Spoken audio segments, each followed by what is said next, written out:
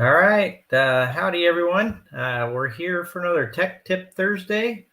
A little later than normal today. The Athearn folks needed to use the stream when I could finally get on. And so we're here, though. We're going to talk about brakes, and then we'll make sure this is recorded and put up for you guys. So when we say brakes, we're going to talk about brakes on nitro 8 scales. Going to actually talk about them on electric 8 scales first.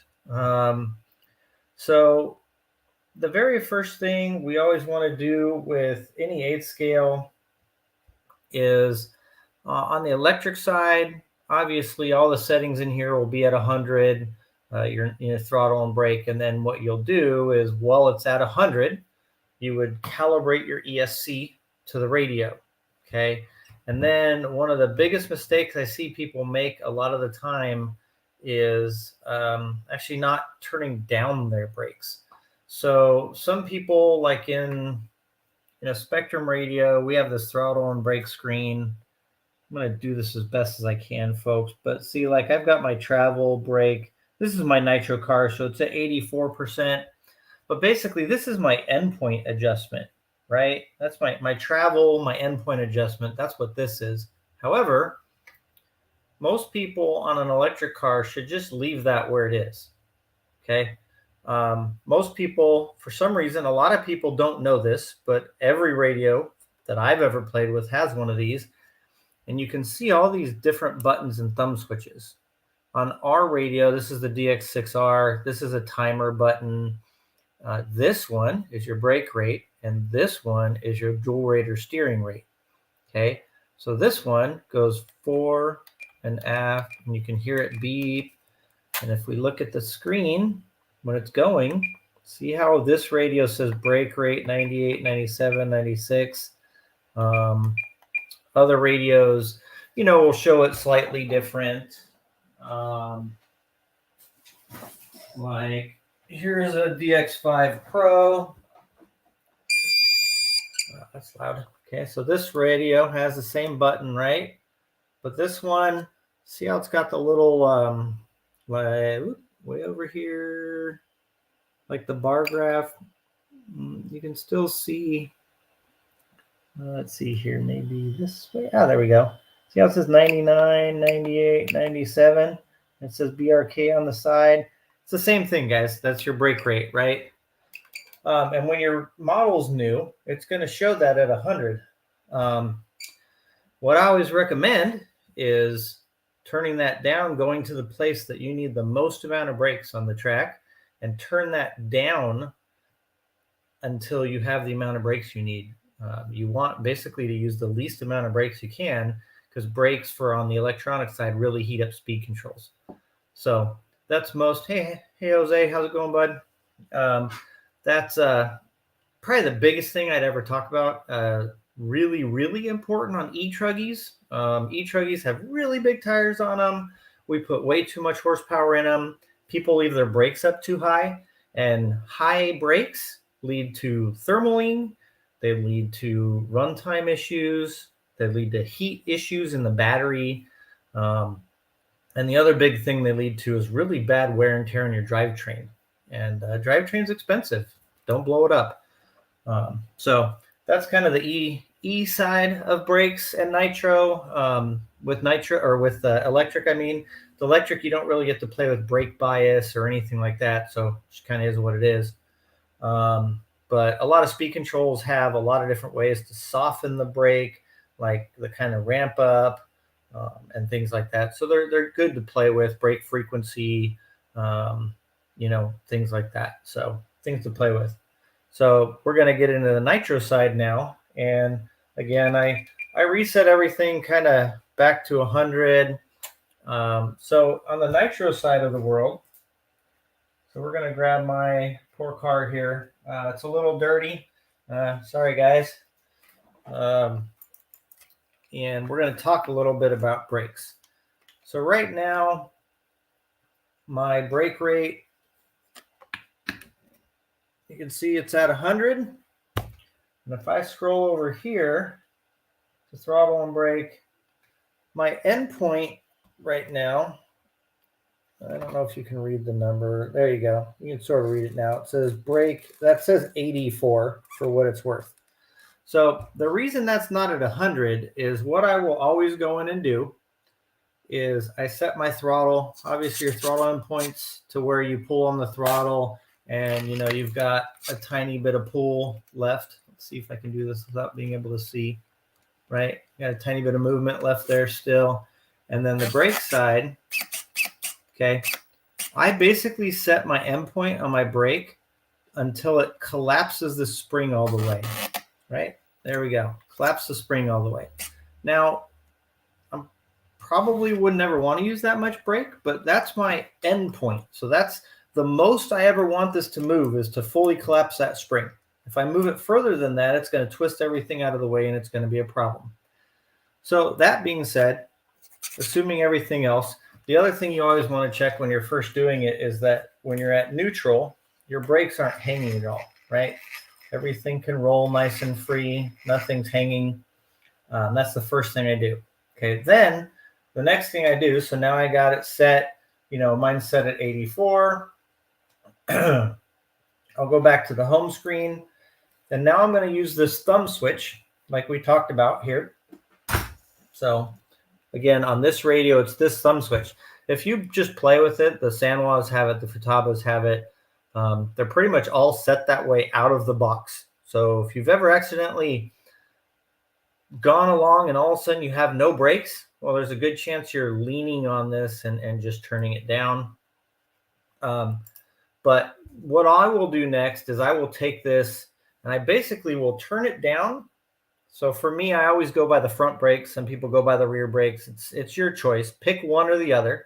But I will turn this down now until basically I have the front brakes that I want. So right now, if I hit brake all the way, my front tires can't spin at all. So I'm going to turn this down a whole bunch, and I'll explain why we're doing this. So now I turned it down to 75. I can barely turn it. Going to keep going down. Now we're at 70. That's pretty close. A couple clicks. Pretty close. And again, I'm just trying to get it to what it would be my normal feel, kind of. There we go. 65 on the front feels about right. So basically, I'm hitting brake. With my arm, you can't really see it. With my arm, I'm pressing on this tire on the table, and I'm turning this to feel the front brake. Okay? So now, where I'm going out, so where my front brake is where I normally sort of like it, where it rolls some, but it's got good stopping power. Where did we end up? We ended up at, well, that number is kind of hard to read. There we go, 65. Okay, so now it's at 65. Now what I will do is I will go like this, and I will set my rear brake bias versus my front brake bias. So I'll kind of do the same thing. So you can kind of see over here, I'm going to go like this, feel my front. Normally you do it all on the table, but I can't get the angle right. And then I'm going to feel the rear. Okay. I normally run, gosh, probably for me, no more than like 70-30. Sometimes I'll run even less, you know, but usually somewhere 60-40, 70-30 range for me personally. Has to do with the track and the way I want it to stop and rotate around a corner. And then what I'll do is I'll do this a couple times, and then I'll go in and I'll make sure everything's still spinning freely, hit the brakes, feel it, you know, we got a good stop to it. Okay. So the reason I bring all that up, so now, and we'll talk about brake bias in a second, is now I have my endpoint set, but now my brakes are at 65 in my radio, remember? So now what that means is I have a lot of room up and a lot of room down that I can now adjust my brakes on the actual track surface. And I can do it really easy with just hitting this with my thumb, forward or backward, right? Beep, beep, no problem.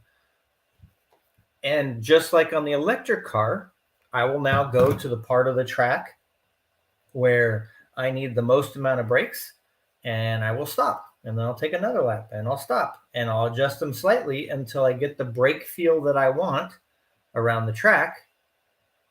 And I can do that without having to slide through and go to my endpoints or anything like that. So I'm literally just using a little thumb switch. It takes me half a second. A lot of the times, if you're racing like long mains, like we did that 4-hour enduro, different people were driving. I made sure they all understood that. And yeah, every time I got the radio back, the brakes were slightly different. I'd go down.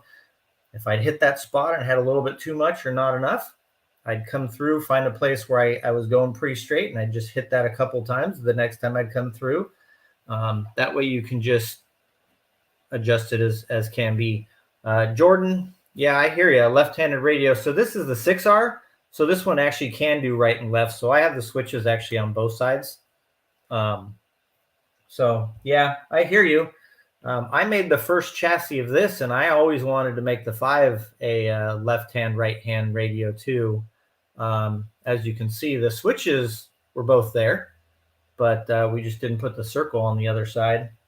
But I'm sure the Spectrum team's working on it. So yeah. But yeah, so that's kind of how I recommend setting brakes. That way you can always turn them up or down as you're running. You can turn them up or down right as your race starts and get things set for you right away. The next thing I want to talk about briefly is brake bias. So that's the amount of brakes when you hit it, the front versus the rear has. Again, on an e-buggy, you can't really adjust this because you don't have separate front to rear brakes.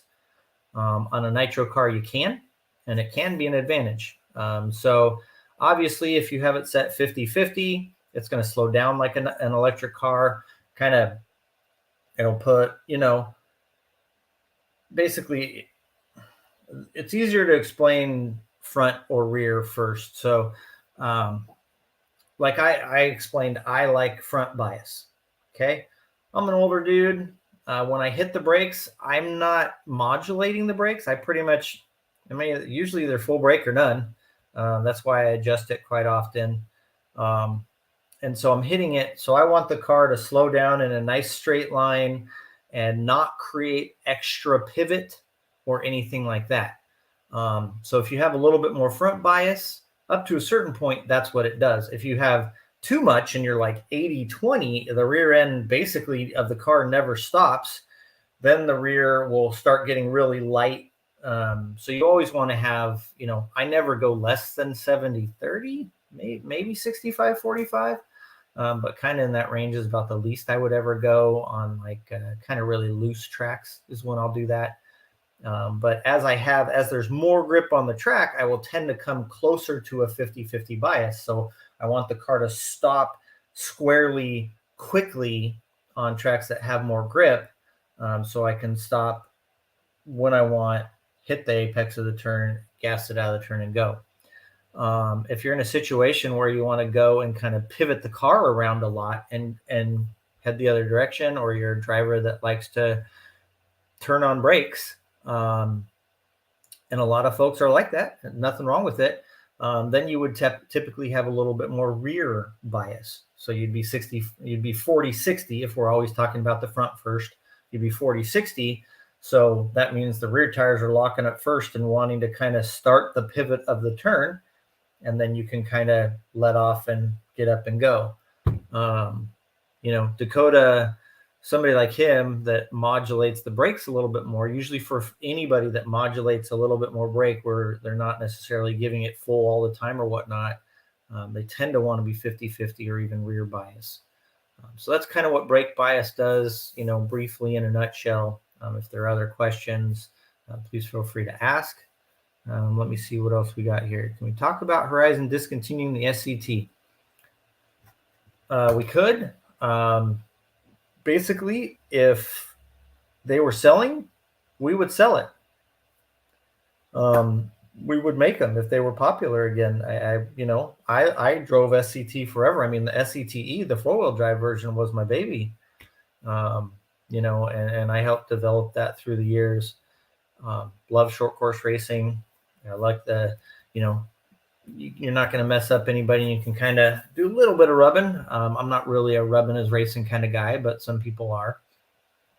But yeah, it just, I mean, it's really kind of niche nowadays, really specific areas, um, and whatnot. So it's just one of those things. The amount of sales per year just don't support the tooling cost, and all of that.